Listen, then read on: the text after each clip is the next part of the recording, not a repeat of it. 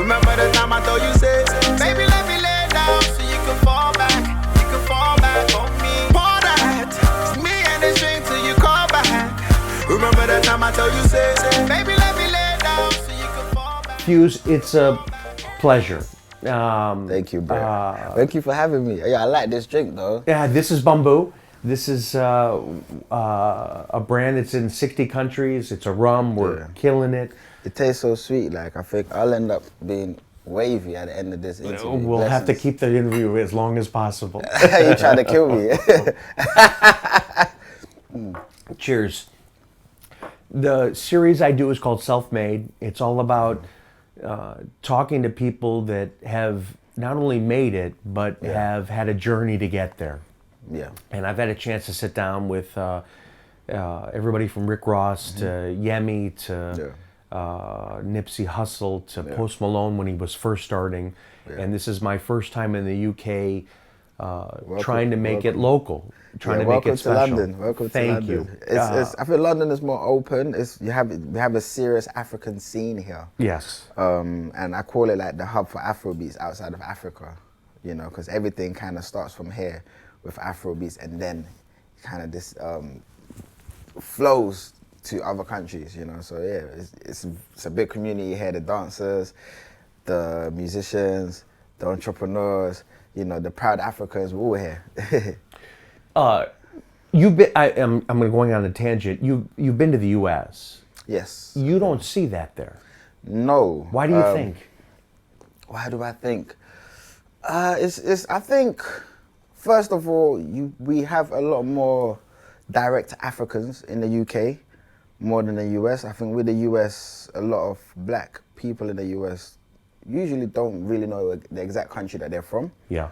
And the African community, in comparison to the other African Americans, it's a small community. There are pockets. Yes, very, very, very small pockets.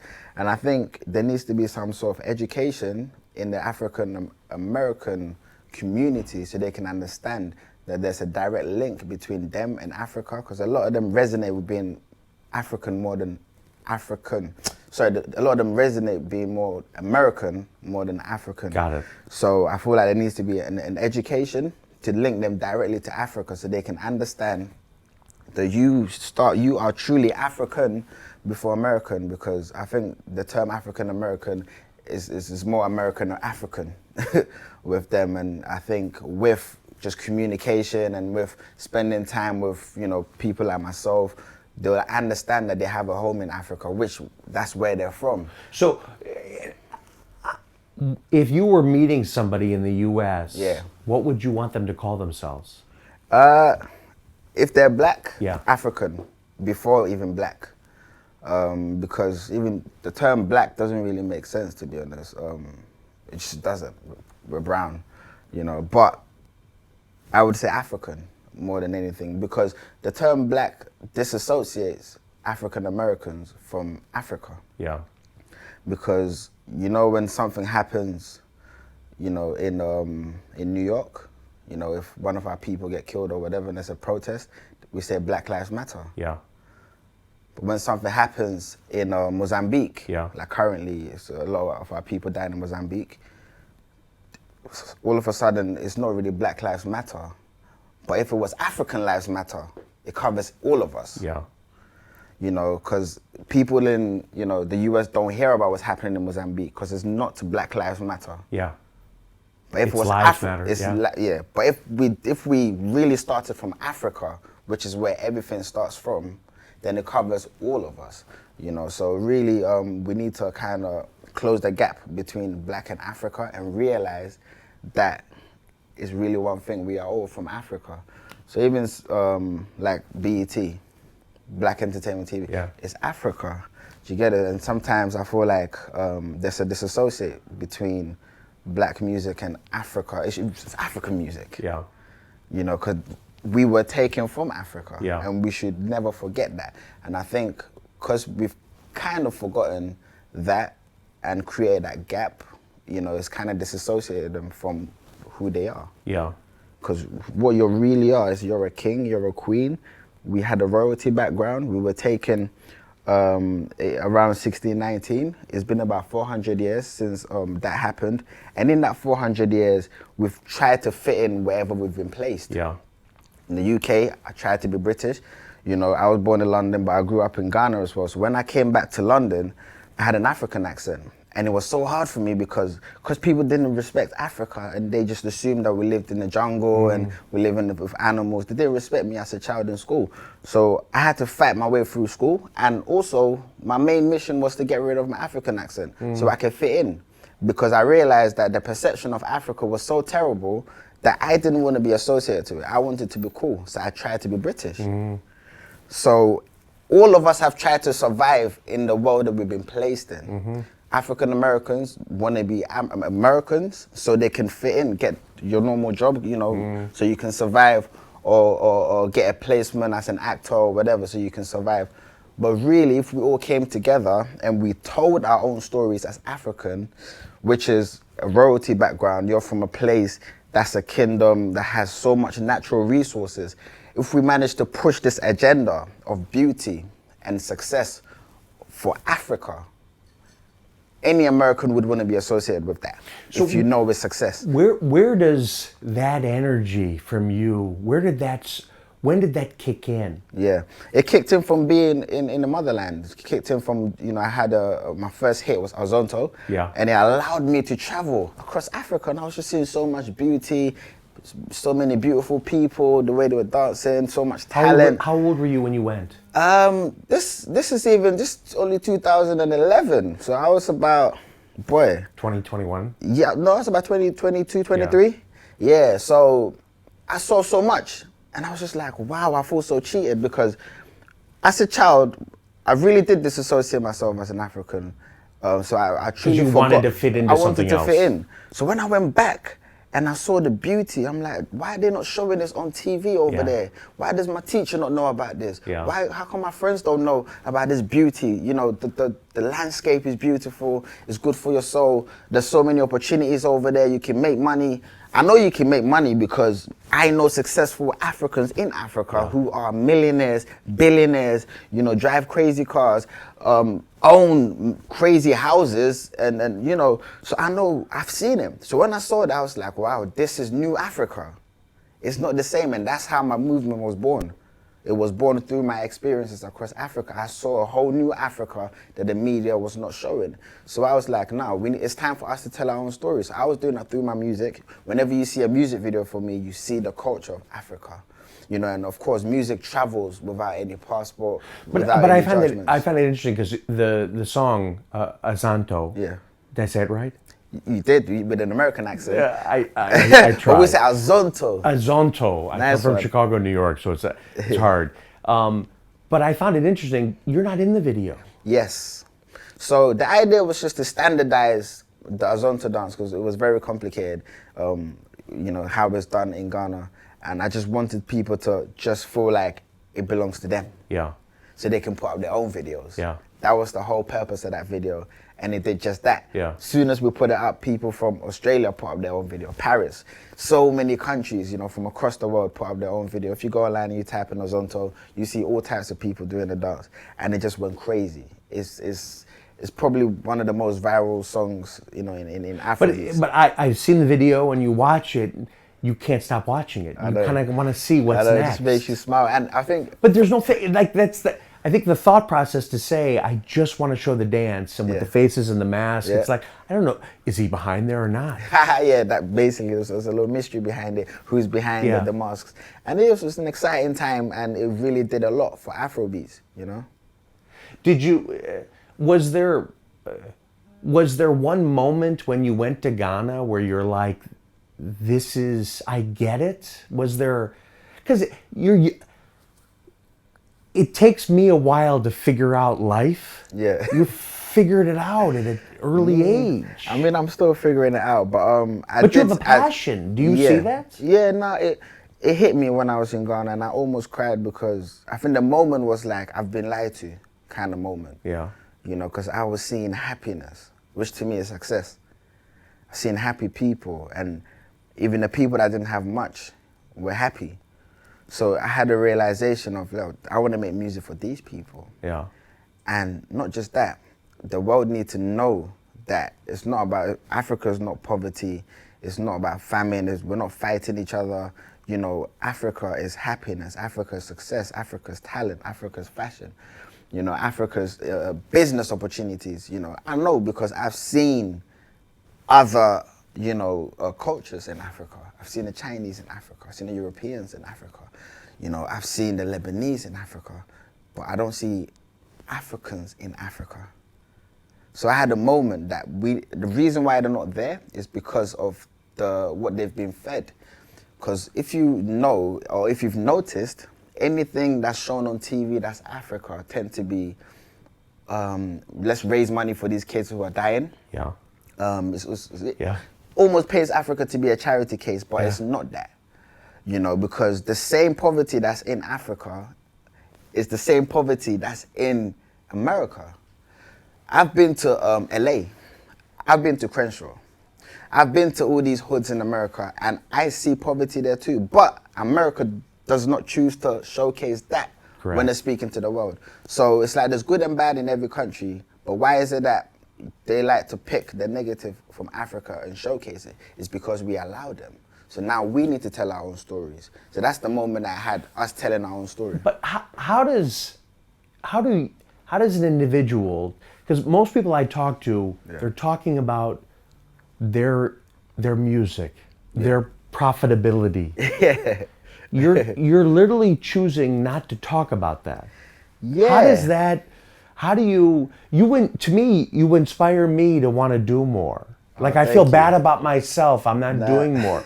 You're doing a lot. But you're choosing to focus on not the revenue side of life. Yeah. How does that happen? I think it's the why, you know, why I make music. That's what keeps me going. The why is I want to be in a position to help others. Yeah. And that's my why. I think whatever you're doing in life, you need to know why you're doing it. I think a lot of people focus on what. It's more than the what. The what comes naturally to us. What you're capable of comes naturally to you. But why are you doing what you're capable of? That matters more than anything. I want to be in a position to help people. So then when I focus on my what, it's because of my why. Do you get it? So my why motivates me more than anything else. So, yeah. So how do you keep the corporate life out of that? Because they don't want that. They want you to focus on the dollars. How do you keep that out? You don't keep it out. You do both. It's possible to do both. I work hard. I do the music that I need to do. I do the shows I need to do. Like I focus on my what and I kill it because I have to kill it like the next guy would kill it. Except I have a bigger purpose to mine. You just do both. You know, I respect business. I respect business models, and we have our meetings and we do it. But I also respect the purpose behind the business. So we can do both. Why can't we do both? So longevity, 2, 3, 4 years, what do you hope happens for not only you, but kind of, to me, it's a cause that you want to achieve? Yeah. So when we started, you know, it started with This Is New Africa, the movement, and the album was called This Is New Africa. This album is New African Nation. So This Is New Africa was, you know, to create a platform to tell our own story, to change the perception of the world's mental image of Africa, so people can feel proud. So that kid in me that came back to the UK that felt ashamed can feel proud of being African because, you know, they're hearing great music, they're seeing amazing images, and it makes them proud to represent where they're from. So it's been changing mentality, and right now it's about now creating a reality. So everything that we're doing now is tangible. So New African Nation, we're now a nation. There's so many proud Africans across the world. Everybody loves Afro beats. You know, you have all these people collaborating with African artists. It's a whole new energy flowing right now. How do we use that to create a reality? And that's why we're doing a festival. People come to the festival and they get to see world-class artists in Ghana, but they get to see our culture. So then if they see something over in America, they can now say that I've been to Africa, and that's not the truth. We now have more people fighting. Being a UK, you see that, oh, all they're showing is kids dying in Accra. No, I've been. I was at Tina Festival. It was amazing. Everybody was dressed like kings and queens. Now we have more people helping us tell our stories. Everything right now is tangible. So the festival, we're building a school. We built a primary school. We're now doing a secondary school. Again, it's tangible, and that all came from creating that perception and allowing Africans to now feel proud of who they are. So now we have more support to be able to build a school. So when you got Ed Sheeran to come, Yeah. well, did you pitch him? Nah, it was nothing like a pitch. He wanted to come. Because why? We bumped into each other at a festival, and he said he loves my music. I said, yeah, I love your music too. And then he goes, yeah, man, I love Afrobeats. I go, then you should come to Ghana. So that's what I said to him. He's like, yeah, I'd love to. And it was kind of like a joke. And, you know, we stayed in touch. A couple months later, you know, he decided to take a break from music, and he messaged me saying, is the offer still up? So it's pretty much like that, him just following up and wanting to come to Ghana. I mean, at the time, I didn't even know the reason why he wanted to come, just the fact that I told him that you should come. You know, so he came, you know, we linked up together in Ghana. We spent like a week together, and that's when I got to understand him. He's just a free person who just loves good vibes, and he loved the energy of Ghana. He loved our food, loved the music. I introduced him to a couple artists over there, took him to the school. You know, he loved the school. He loved the idea that it started as an orphanage, then it turned into a primary school, and it's a school that's free for the whole community to come. So these disadvantaged kids who usually can't afford education now has a chance for an education. So he straight away, he contributed to us buying buses and building a bridge that connected the community to the school. Dived into it straight away, and to this day we're still working on the school together. Did you think someone who's not African would have that same feeling that you do? Yeah, because I love London, but I'm African. I love Miami, but I'm African. I love LA, but I'm African. Why can't you love Ghana? Because you're not African. Do you get it? You can be Irish and love Ghana because of the energy of Ghana. Good vibes is universal. Happiness is universal. He felt so happy every day, and he said it's in his top 3 countries. I've heard him speak about Ghana so many times in most of his interviews. So if you were in the U.S. and met a new artist that you'd never met before, whether it's Rick Ross or Nipsey Hussle, whoever. Yeah. When you talk to them about you, what comes first when you have that first conversation? Have you ever been to Africa? The conversation starts like that. And then because I really want to connect our people back home, that's my main mission. Do you understand that that's not normal when it comes to the entertainment world? I know it's not normal. I can give you an example of something that was crazy. I was asked by Bob Geldof, you know, to do the Band Aid. And you know Band Aid, I think the equivalent, you guys got Live Aid. And all these celebrities get together, we raise money for Africa. You know, I heard about Band Aid, you know, they have Ed Sheeran on it, One Direction, I think they've had Adele before. All these major artists from across the world are all a part of this thing. And I was asked by, you know, Bob Geldof to be a part of it. And the artist in me jumped up like, wow. Let's do this. This is good for me. This is crazy. Yeah. I can't wait to do this. Yeah. And then the why in me just took me out of my body and just said, okay, why are you doing this? Does this align with your movement? Does this align with your purpose? And it didn't.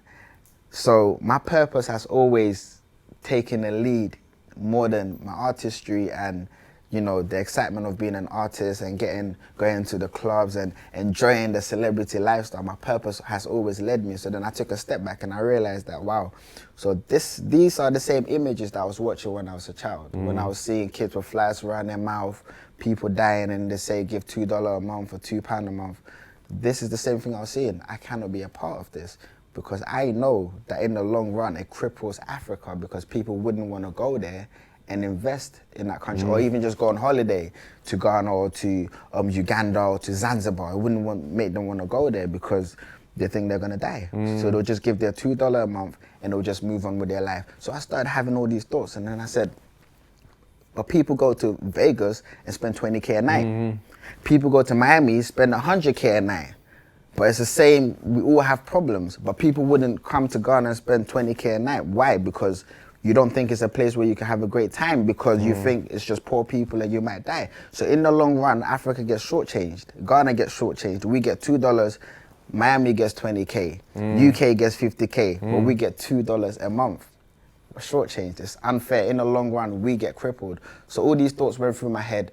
And the artist in me was just looking at the purpose in me and just shaking his head like, are you serious? Like, you gonna turn this down? And I had to. You know, and it hurt me so much to turn it down. And he couldn't believe I turned it down, you know, but the purpose in me understands why I turned it down. And that's how I live, you know, and I don't regret it. And I'll never regret it because I know I did the right thing for my people and for my soul. So, Fuse, what do you have coming up? What's next? What are you focusing on? Yes, so the album just came out, New African Nation. Vibes, you know, it makes you want to move, makes you want to think. It's, to me, it's my best work so far because I put in so much into it. I've grown as an artist. We have some amazing features on there. It's such a pleasure to have. Who are some of the features? It's a pleasure to have, you know, a legend like Damian Marley, you know, who's on the first song with me called Brefier, and Brefier means come home. And he speaks for the Caribbean in that song about, you know, the sentiments that they feel as Africans, not feeling African enough to be able to come to Africa. So you get that kind of message in that song. We have someone like Steph London, you know, who killed the song, me and her. We recorded it in Ghana. Of course, we had Ed Sheeran on the album, you know, who just give us different energy, and he speaks Tree, and which is the local Ghanaian dialect in Ghana. He killed that song called Boame. Boame means help me. And then we have Sarkodie, who's based in Ghana, a rapper from Ghana. To me, he's the best rapper in Africa. We killed a song together. So yeah, no, it's a song that. Don't you think it's an album that has a song for everyone? I try to, but don't you think it's the benefit of all UK, European, American artists to promote Africa, to collab with African artists? 100% is very important, because what it does in the long run is it gives you purpose for your life. You understand where you're from, you get to learn about where you're from, and once you realize the power in your past, you'll be able to move forward as a leader in the future. So how did you decide to do the dolls? The dolls, oh my gosh, the Nana dolls. Which I love. Oh which my I gosh. love. So the dolls, obviously, when you go into the toy stores, you tend to see white dolls, you see Barbie dolls, but there isn't, you know, black dolls or African dolls, especially with an amazing kind of dress that makes them look royal and queeny, you know. So this is for the kids to understand that, you know, they have royalty inside of them. But it's not just dolls, they're educational dolls. How did this come about? They're based on historical African women. Do you have kids? I don't have kids yet. But it's about, it was, you know, finding a present for like my nieces, and, you know, my business partner, you know, she's very creative, and she's the one that actually designed these dresses. We were on a trip in Ghana, and we just saw that there was no, you know, looking for a present for our niece. There was no black dolls in the stores. And then we went to Elmina Castle, which is where slavery began, one of the first slavery castles in Ghana. And we saw the story of Yasantawa, who's a Ghanaian African warrior who fought for her people in the Ashanti region because they kidnapped our king. But the men were too scared. It was the British that kidnapped our king. And the men were too scared to actually go and fight for their king back. So she was like, if you men are scared, us women are going to stand up and fight for our king back. And then all the men were, you know, taken aback, and gathered all the women, and then the men joined them. So it was a woman who took a first stand and led the battle to go and fight for their king back. But, you know, this story is not shared amongst our people. Our kids don't know. Our kids don't know that we have these leaders who look just like them, you know, and even older African people don't know these stories. It's been lost over time because we haven't had our own media to tell these stories. So now this is our own media. You know, having these dolls, of course, visually represents our people, but it also tells a story and it reminds our people where they're from. Well, Fuse, I have to say, I'm I'm sure you're a huge inspiration for your fans, and as a new fan, you're an inspiration for me. Brett, you're an inspiration to me as Oh, well. no, really, you give me the feeling of wanting to do more and wanting to find more purpose. And I appreciate you, man. I appreciate you. But I hope we can you can come to Ghana. Oh, I would love to. You know, that we can have some boom boom in Ghana. I would love to. Cheers. Come on, cheers. Cheers. Come on. To you. Self-love and good vibes, man. Pour that, me and the string till you call back. Remember the time I told you, say